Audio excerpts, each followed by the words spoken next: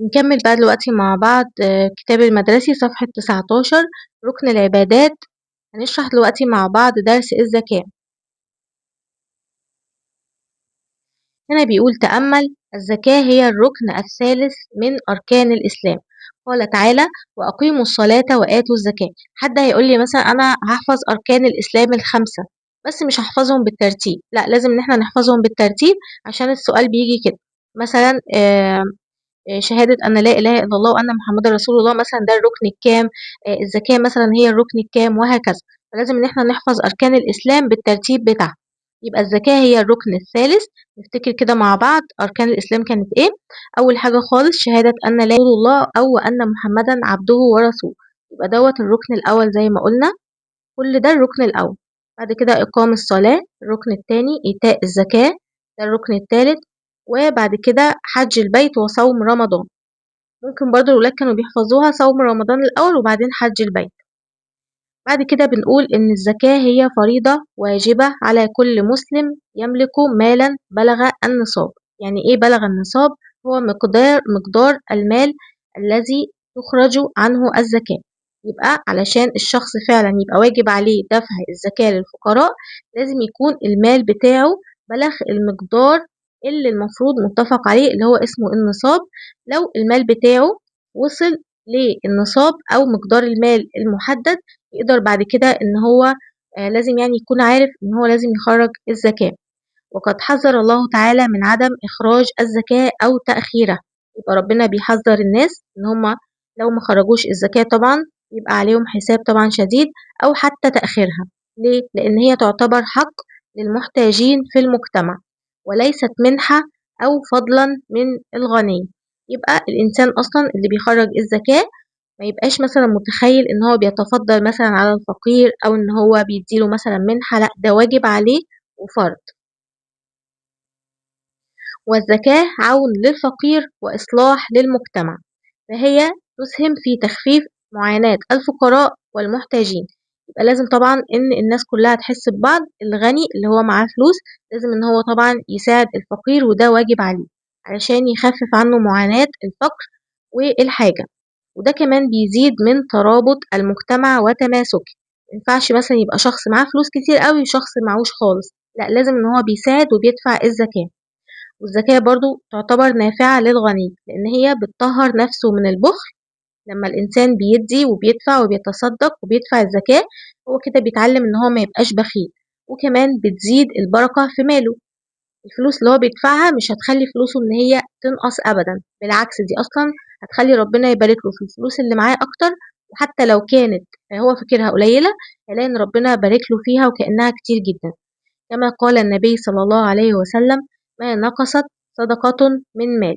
يبقى الصدقة مش هتنقص ابدا من المال اللي عندك. طيب السؤال بقى المهم هنا عندنا: مين هم أصلا الأشخاص المستحقون للزكاة؟ مين اللي احنا المفروض بندفع لهم أصلا الزكاة؟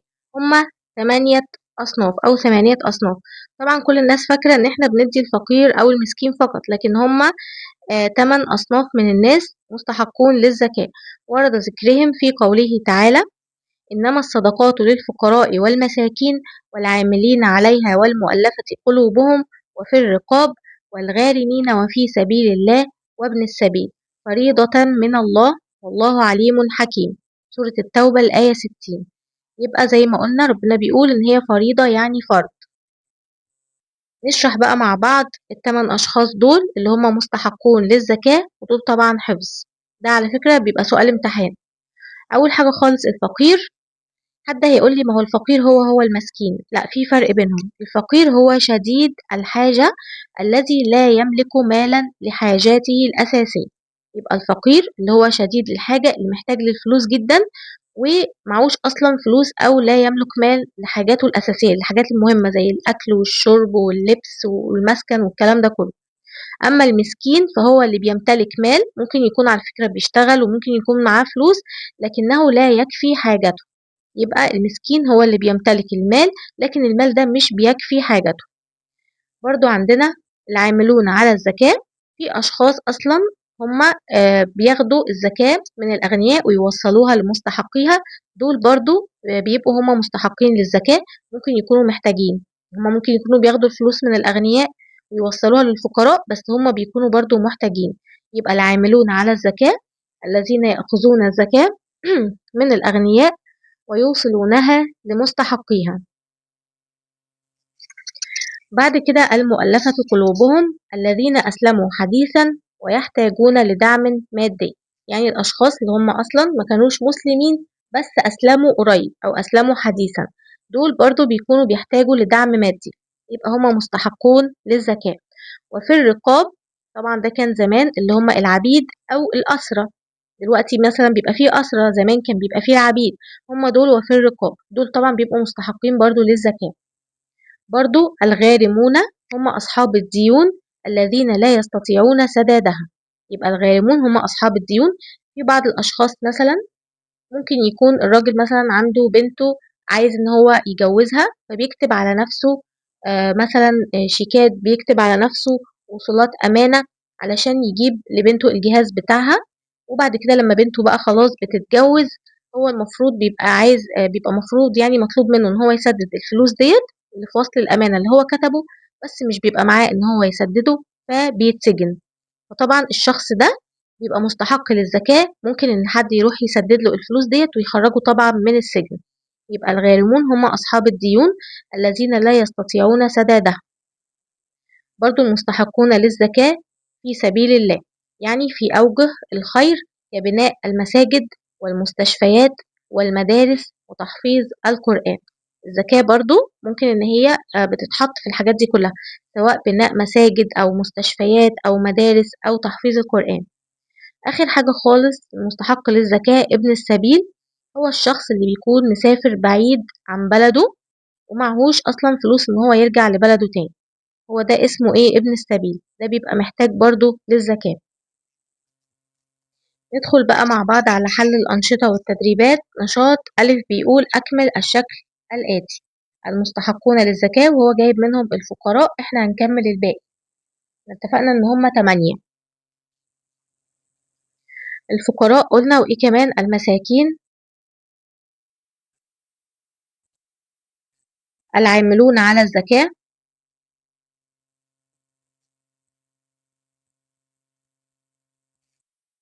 المؤلفة قلوبهم،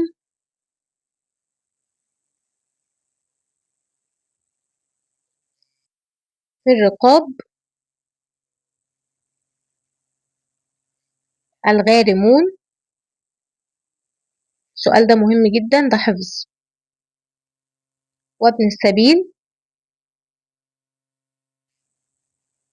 وفي سبيل الله.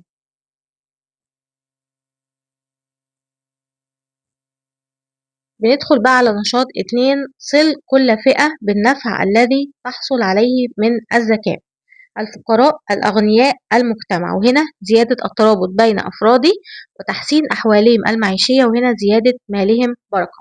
أول حاجة خالص إحنا بنشوف الفئات اللي عندنا ديت، بنوصل كل فئة بالنفع الذي تحصل عليه من الزكاة. الفقراء هنقول إيه؟ تحسين أحوالهم المعيشية، لما بيحصلوا على الزكاة أحوالهم المعيشية بتتحسن. الأغنياء بيستفادوا إيه لما بيدفعوا الزكاة؟ زيادة مالهم بركة. بعد كده المجتمع اللي بيحصل فيه طبعا من دفع الزكاة زيادة الترابط بين أفراد، بين الأغنياء والفقراء. نشاط 3: اختر الإجابة الصحيحة مما يأتي. الزكاة هي الركن الكام من أركان الإسلام؟ قلنا الزكاة هي الركن الثالث. بعد كده من مستحقي الزكاة الأغنياء ولا الفقراء ولا الذين يملكون ما يكفيهم؟ مين من دول بيستحق الزكاة؟ طبعا الفقراء.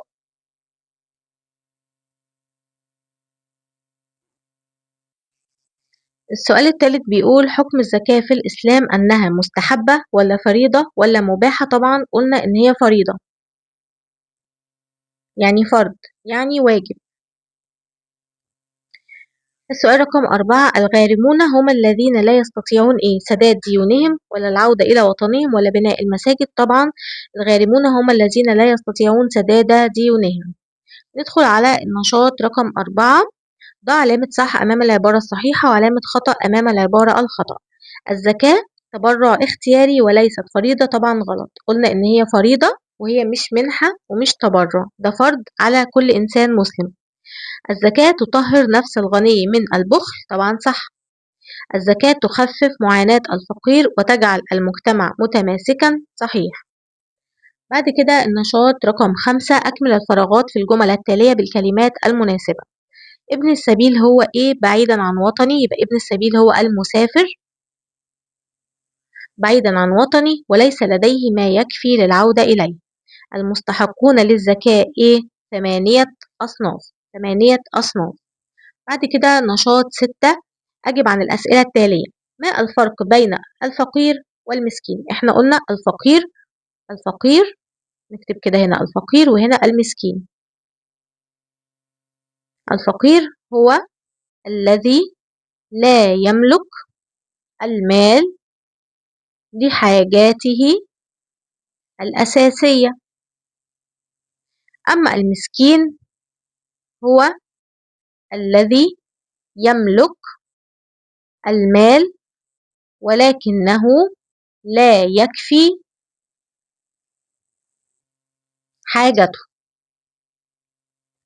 يبقى الفقير هو الذي لا يملك المال، ما عندوش فلوس أصلا لسد حاجاته الأساسية، لكن المسكين بيبقى معاه مال بس المال اللي معاه دوت مش بيكفي إن هو يسد حاجته كلها. طيب بعد كده للزكاة فوائد عديدة، اذكر 3 منها. يبقى هنذكر 3 فوائد من فوائد الزكاة. هنقول مثلا هي عون للفقير، مثلا تعلم الغني عدم البخل، تزيد من الترابط في المجتمع. طيب بعد كده هنا بيقول شارك أسرتك، سجل بصوتك تلاوة للآية رقم 60 من سورة التوبة في ملف صوتي ثم أرسله إلى المعلم. فكر وناقش ثم أجب في كراستك ماذا لو لم تشرع الزكاة، وكيف كان سيصير حال الفقراء، وما تأثير ذلك في أحوال المجتمع. هنا طبعا بيطلب من الطالب إن هو يفكر ويناقش ويجاوب في كراسته إيه اللي كان هيحصل لو ما كانش فيه حاجة أصلا اسمها زكاة، لو ما كانش ربنا فرضها على الإنسان المسلم، وكيف كان سيصير حال الفقراء. طبعا كان الفقراء حالتهم هتبقى صعبة جدا لو ما كانش ربنا فرض الزكاة، وكان الوضع هيبقى سيء جدا، وده طبعا هيخلي ان المجتمع يبقى فيه تفكك، وهيبقى فيه دايما ان الفقراء هيبقوا حاقدين على الأغنياء، لأن الأغنياء هيبقوا في حالهم ومش بيدوهم، فهيبقى دايما في حقد من الفقراء على الأغنياء، وهيبقى فيه كمان حالة من الكره، وهيبقى فيه دايما نزاع ومشاكل. بندخل بقى على السير والشخصيات. بناء المسجد النبوي.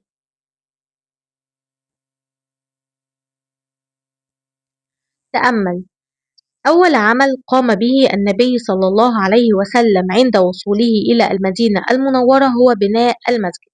يبقى أول عمل النبي صلى الله عليه وسلم عمله أول لما وصل للمدينة المنورة، طبعا هو كان في مكة الأول بعد كده هاجر إلى المدينة المنورة، أول حاجة عملها أول لما وصل هو بناء المسجد اللي هو المسجد النبوي.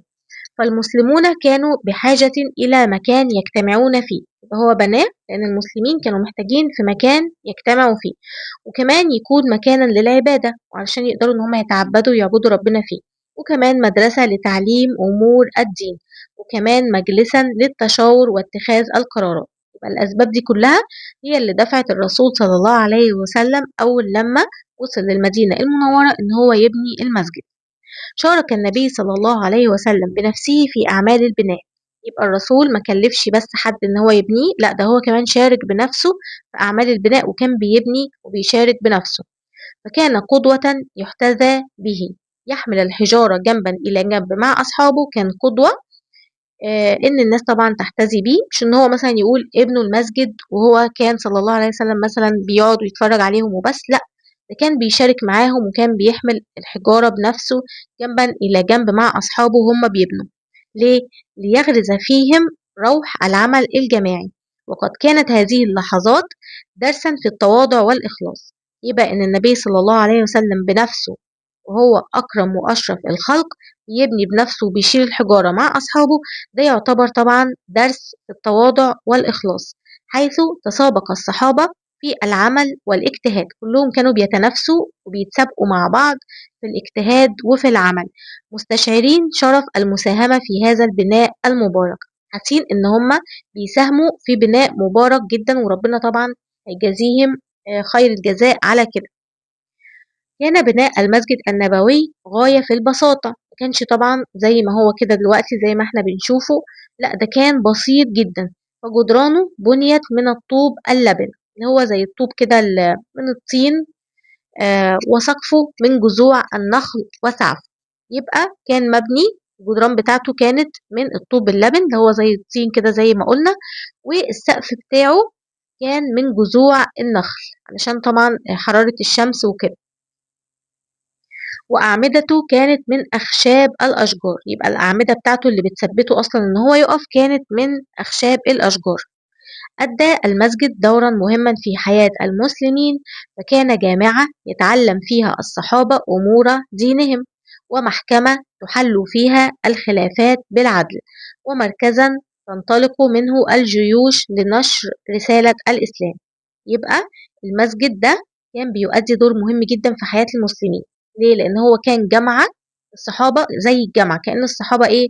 في الجامعة وبيتعلموا أمور دينهم فيها، وكمان كان زي المحكمة اللي بتتحل فيها الخلافات بالعدل، وكمان كان مركز تنطلق منه الجيوش لنشر رسالة الإسلام. يبقى لما الجيوش كانوا بيستعدوا علشان ينشروا رسالة الإسلام كانوا بينطلقوا من المسجد النبوي. كان منبرا للهداية ومقرا للحكم وبيتا للمهاجرين، مما جعله رمزا لوحدة المسلمين ونهضة الأمة. يبقى هو كان كل ده، وكمان كان منبر للهداية، يعني بيتقال فيه الخطب زي خطب الجمعة وكده عشان الناس تهتدي، وكمان كان مقر للحكم، وكمان كان بيت للمهاجرين اللي كانوا بيهاجروا للمدينة المنورة كانوا بيباتوا فيه، وده طبعا خلاه رمز للوحدة أو وحدة المسلمين ونهضة الأمة. وبناء المساجد من أهم الأعمال التي يتشارك فيها المسلمون بالمال والجهد. يبقى اللي عايز يعمل فعلا عمل خير بيشارك في بناء مسجد سواء بماله أو بجهده، إن هو يبني بنفسه أو إن هو يدفع المال. ولذلك حث النبي صلى الله عليه وسلم على المسارعة في بناء المساجد والمشاركة فيها. فعن عثمان ابن عفان رضي الله عنه قال: سمعت رسول الله صلى الله عليه وسلم يقول: من بنى مسجدا يبتغي به وجه الله بنى الله له بيتا في الجنة. يبقى الرسول صلى الله عليه وسلم كان بيعلم الناس ان هم يشاركوا في بناء المسجد او يبنوا حتى بنفسهم، علشان ربنا ان شاء الله هيبني لهم بيت في الجنة زي ما هم بنوا ايه المسجد. نحل بقى دلوقتي مع بعض الأنشطة والتدريبات. النشاط ألف، اختر الإجابة الصحيحة. كان المسجد النبوي في بداية بنائه مزخرفا وفخما، يعني في زخارف كده وفخمة قوي زي المساجد اللي بنشوفها دلوقتي، ولا كان بسيطا في بنائه ولا مبنيا بالأحجار الغالية؟ طبعا كان بسيط جدا في بنائه زي ما احنا وضحنا. بعد كده السؤال الثاني، من الأدوار التي قام بها المسجد النبوي في المجتمع الإسلامي أنه كان إيه الدور اللي كان المسجد النبوي بيقوم به في المجتمع الإسلامي؟ إن هو كان مكان لحل الخلافات، ولا كان مركزا لنشر رسالة الإسلام، ولا كلاهما صواب؟ طبعا كلاهما صواب، الاتنين صح. كان مكان لحل الخلافات والنزاعات، وكان مركز لنشر رسالة الإسلام. النشاط 2، ضع علامة صح أمام العبارة الصحيحة وعلامة خطأ أمام العبارة الخطأ. كان آخر عمل قام به النبي صلى الله عليه وسلم في المدينة هو بناء المسجد؟ طبعا غلط، احنا قلنا كان أول عمل قام به أول لما وصل للمدينة المنورة. 2، تسابق الصحابة للمشاركة في بناء المسجد؟ طبعا صح. كان النبي صلى الله عليه وسلم يعلم الصحابة أمور دينهم في المسجد؟ صحيح. كانت أعمدة المسجد النبوي من الذهب؟ طبعا غلط، كانت من إيه؟ كانت من أخشاب الأشجار، كان بسيط جدا. نشاط 3، أكمل الفراغات من خلال فهمك للدرس. كان أول عمل قام به النبي صلى الله عليه وسلم بعد وصوله إلى المدينة هو إيه؟ هو بناء المسجد النبوي. شارك النبي صلى الله عليه وسلم في بناء المسجد بنفسه ليغرس في أصحابه قيمة إيه؟ قلنا قيمة التواضع والإخلاص. كان بناء المسجد بسيطا، فقد بنيت جدرانه من إيه؟ قلنا من الطوب اللبن، وكان سقفه من جذوع النخل وسعفه، السعف بتاع النخل والجذوع بتاعته.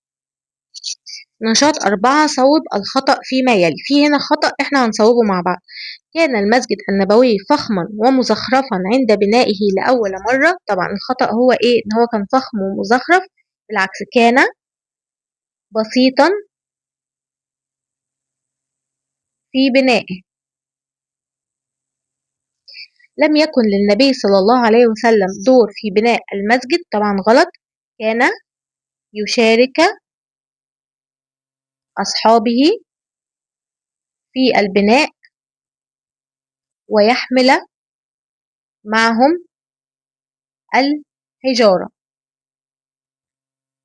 طيب رقم 3: كان للمسجد النبوي كان المسجد النبوي مجرد مكان للصلاة فقط. طبعا ما كانش للصلاة فقط، قلنا كان الناس بتعمل فيه حاجات كتير جدا غير طبعا الصلاة، أو بجانب الصلاة زي إيه؟ طيب نفتكر مع بعض. كان جامعة يتعلم فيها الصحابة أمور دينهم، وكان محكمة لحل النزاعات، ومركزا لانطلاق الجيوش، وكان مقرا للحكم، وبيتا للمهاجرين. فهو ما كانش مكان للصلاة فقط، ده هو كان كل الحاجات دي. اقترح مع زملائك أفكارا للاستفادة من المساجد. طيب ده نشاط هما بيقوموا بيه. شارك أسرتك، اكتب 3 أسطر عن أهمية المساجد في الإسلام مع ذكر مسجد أثري في بلدك. برضو ده زي نشاط كده للأولاد. بعد كده بندخل مع بعض على السير والشخصيات، وهنتعرف مع بعض على شخصية أبو أيوب الأنصاري رضي الله عنه.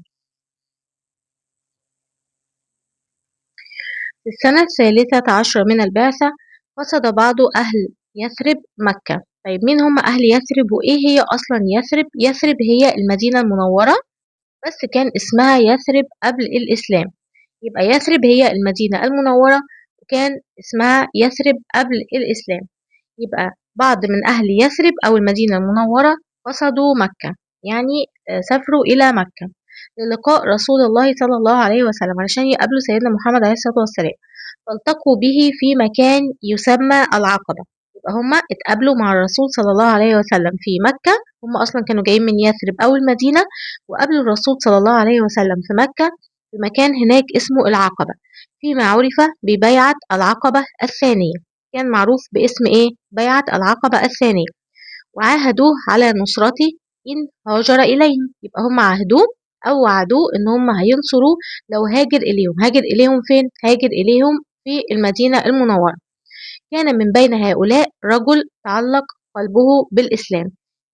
من الرجال بقى اللي هم قبل الرسول صلى الله عليه وسلم في العقبة، واحد فيهم كان قلبه متعلق جدا بالإسلام، وتمنى البقاء بجوار رسول الله صلى الله عليه وسلم. إنه أبو أيوب الأنصاري رضي الله عنه.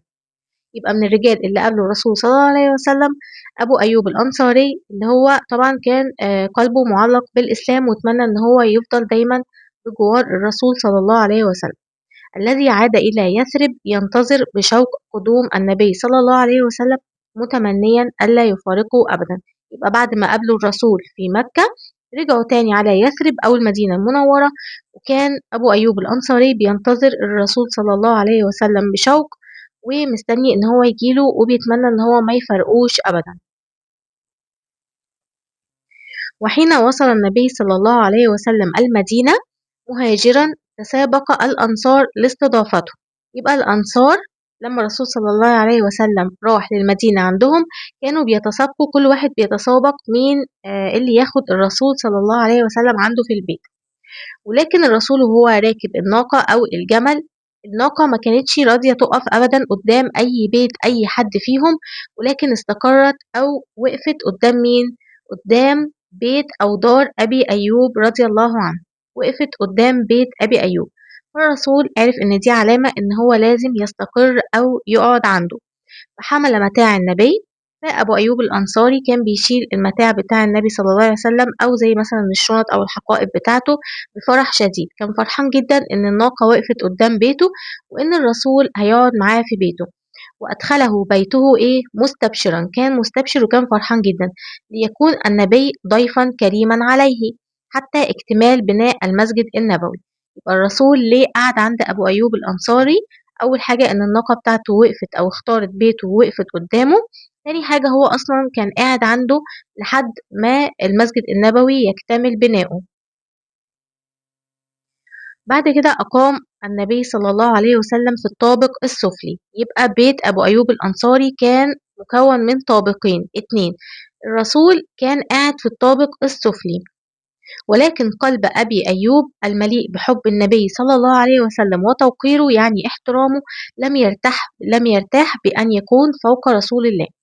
يبقى أبي أيوب ما كانش مرتاح أبدا وهو عارف إن هو قاعد في الدور اللي فوق والرسول قاعد في الدور اللي تحتيه على طول، ما كانش حاسس إن هو مرتاح أبدا. وطلب من النبي أن ينتقل إلى الطابق العلوي، طلب من الرسول إن هو يطلع ويقعد هو في الطابق العلوي، وقال له: يا رسول الله، لا ينبغي أن نكون فوقك، ما ينفعش إن احنا نكون فوقك أبدا. ثم حمل متاع النبي بنفسه إلى الأعلى، وأخد الحاجات بتاعة الرسول صلى الله عليه وسلم وطلعها بنفسه في الدور اللي فوق. لم يكن أبو أيوب رضي الله عنه مجرد صاحب بيت كريم، ما كانش مجرد صاحب بيت أو راجل كريم فقط أدى واجب الضيافة نحو النبي، لكن كان كمان جندي مخلص جدا في صفوف الإسلام، حيث شارك أبو أيوب في المعارك مع النبي، كان بيشارك دايما في المعارك كلها مع النبي صلى الله عليه وسلم، وحمل راية الدين بثبات.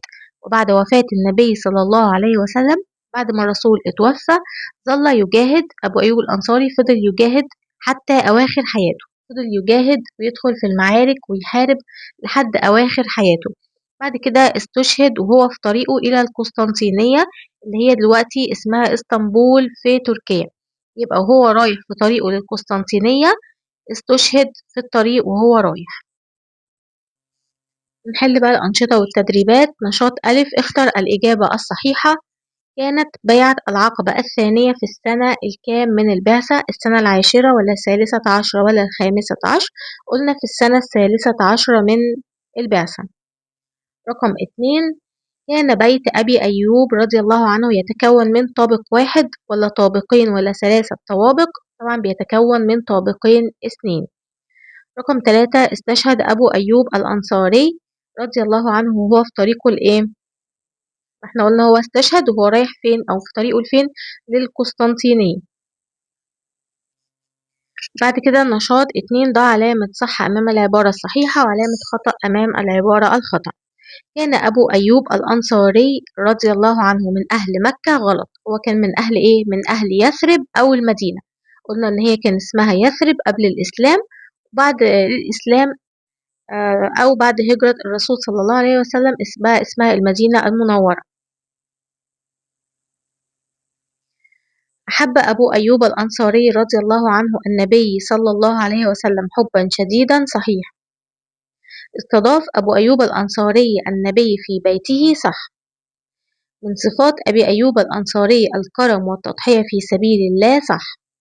توفي أبو أيوب الأنصاري رضي الله عنه بالمدينة المنورة، غلط، توفي فين أو استشهد وهو في طريقه للقسطنطينية.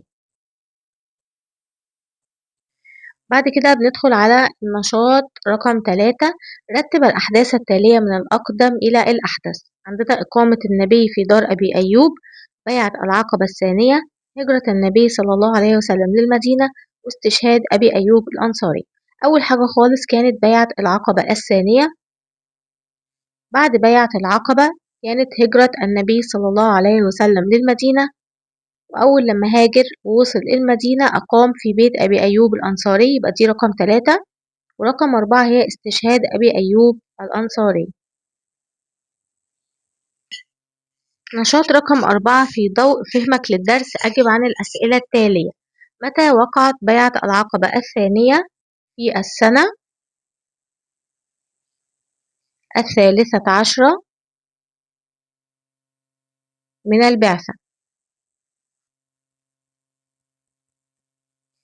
كيف عبر أبو أيوب رضي الله عنه عن احترامه للنبي داخل بيته؟ إيه الدليل إن هو كان بيحترم النبي وهو داخل بيته؟ أنه لم يرتاح لإقامة النبي في الطابق السفلي، وعمل إيه؟ ونقله إلى الطابق العلوي.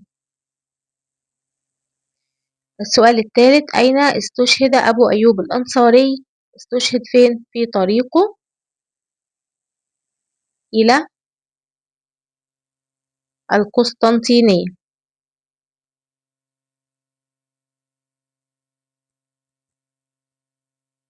بعد كده نشاط 5 بيقول: اكتب عن حب أبي أيوب الأنصاري لرسول الله صلى الله عليه وسلم وتوقيره له. أول حاجة خالص أن قلبه كان معلق بالنبي، وكان يريد المكوث بجواره، وأنه لم يرتاح لمكوث النبي في الطابق السفلي حتى نقل متاعه إلى الطابق العلوي بدلا منه. وجهاده في سبيل الله جنبا إلى جنب مع رسول الله حتى بعد موته. حتى بعد إيه؟ حتى بعد وفاة النبي، يعني ظل يجاهد ويحمل راية الدين.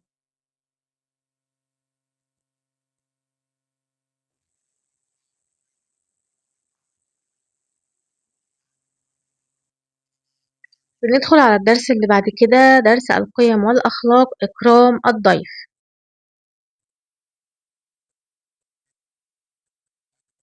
تأمل: إكرام الضيف خلق كريم اشتهر به العرب. يبقى العرب اشتهروا دايما بإيه؟ بإكرام الضيف.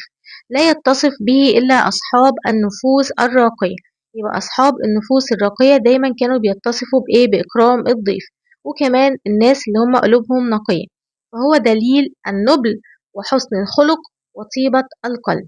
يبقى علشان نعرف الشخص اللي قدامنا دوت فعلا نبيل ولا لأ، وأخلاقه حسنة وقلبه طيب، هنعرف على طول ده كله من خلال إيه؟ من خلال إن هو بيكرم ضيفه اللي بيأتي إليه في بيته، وهو يعكس الأصل الطيب وحسن التربية وصدق الإيمان. إكرام الضيف ومظاهره. إيه هي المظاهر أو العلامات اللي إحنا لما بنشوفها بنعرف إن الشخص ده فعلا بيكرم ضيف؟ إكرام الضيف يعني الترحيب به. يعني لما الضيف بيدخل بيتنا بنرحب بيه، مش بنحسسه مثلا إن إحنا متضايقين إن هو جه، لا، لازم نرحب بيه كويس جدا. ورسم البسمة على الوجه عند لقائه، وإظهار السرور بقدومه، والتودد إليه بحديث لطيف، واجعله يشعر بالراحة والألفة حتى يشعر كأنه في داره وبين أهله، وتخصيص أفضل مكان لجلوسه، وخصص له أفضل مكان يقعد فيه، والمسارعة إلى تقديم الطعام والشراب له، والحرص على انتقاء أجود ما يقدم له. يبقى كمان بيبقى فيه مسارعة لتقديم الطعام والشراب ليه، ومش بنقدم أي أكل وشرب، لا، ده إحنا كمان بننقي أجود أنواع الطعام والشراب وإحنا بنقدم له، مع دعوته بلطف ومؤانسته بالكلام الطيب في أثناء الطعام، علشان طبعا ما يبقاش قاعد محرج وهو بياكل. إحنا طبعًا بنفضل قاعدين معاه وهو بياكل عشان ما يتحرجش، ومش بنقوم أبدًا كمان إلا لمّا هو يخلّص ويقوم. سيدنا إبراهيم وإكرام ضيفه. كان الأنبياء والصالحون أكرم الناس خلقًا، ومنهم نبي الله إبراهيم عليه السلام.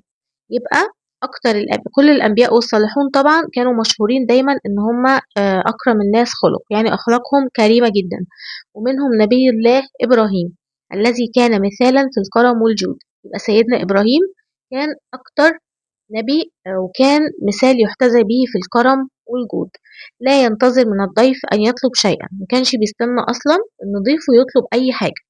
بل يسارع من تلقاء نفسه بتقديم أطيب ما يملك، هو لوحده بيقدم له أحسن حاجة عنده في البيت دون أن يسأل عن هويته أو حاجته.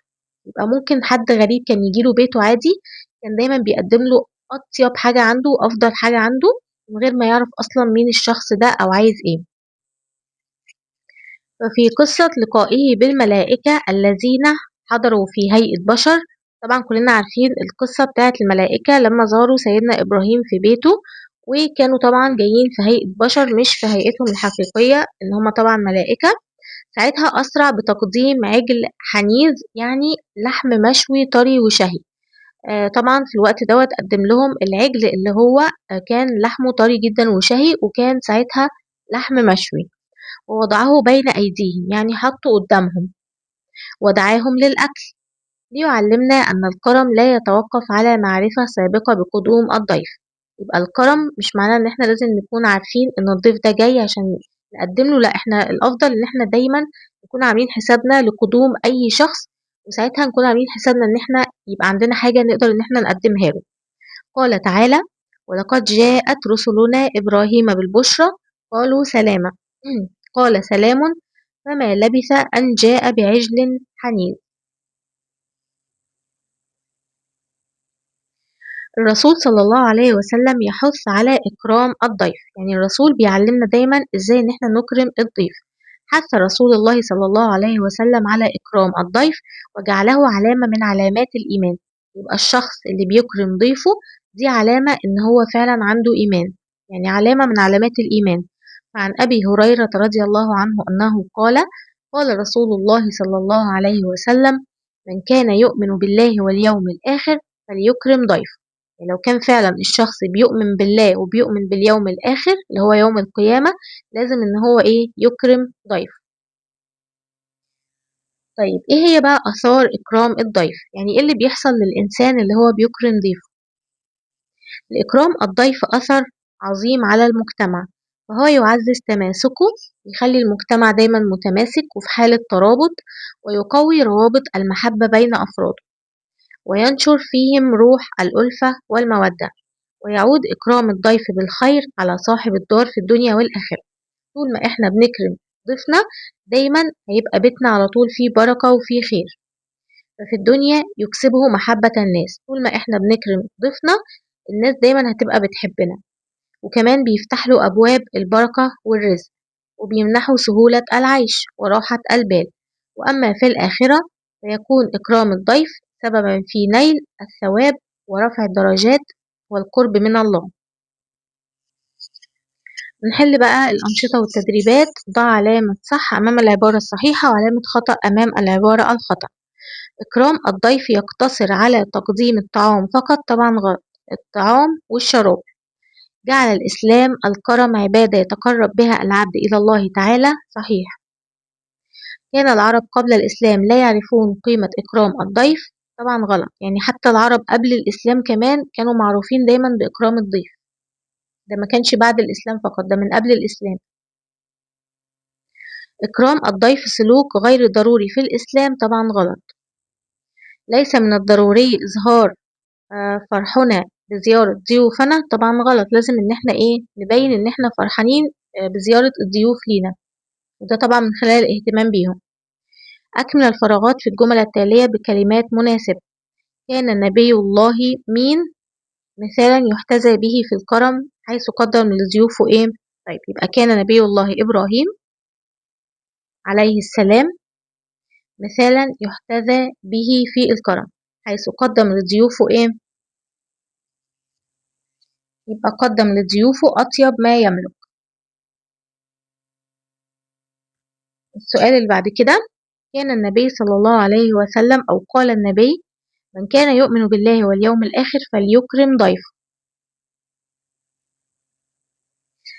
من صور إكرام الضيف الترحيب به، رسم البسمة على الوجه،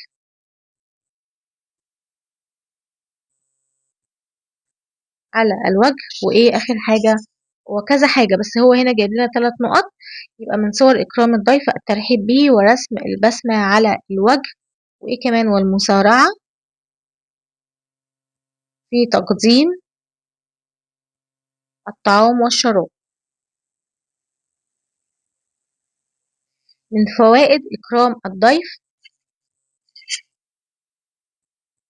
فتح أبواب البركة والرزق، ده طبعا في الإيه؟ في الدنيا، وإيه؟ ونيل الثواب في الآخرة.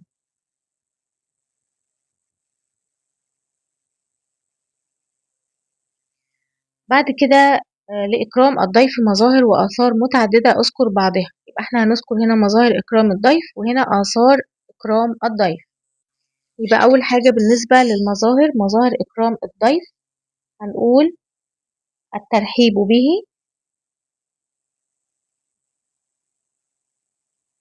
ورسم البسمة على الوجه، إظهار السرور بقدومه، تودد إليه بحديث لطيف، المسارعة في تقديم الطعام والشراب. آثار بقى إكرام الضيف طبعا على صاحب البيت اللي هو استضافه. إيه هي الآثار لإكرام الضيف؟ إيه الآثار اللي بتظهر على صاحب البيت؟ أول حاجة هنقول فتح أبواب البركة والرزق، نيل الثواب في الآخرة. بالنسبة للمجتمع طبعا تعزيز روابط المجتمع ونشر روح الألفة والمودة وكسب محبة الناس.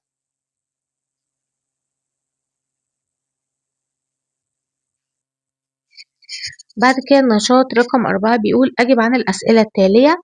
ما الدليل من السنة أن إكرام الضيف من علامات الإيمان؟ نقول: حيث قال النبي صلى الله عليه وسلم: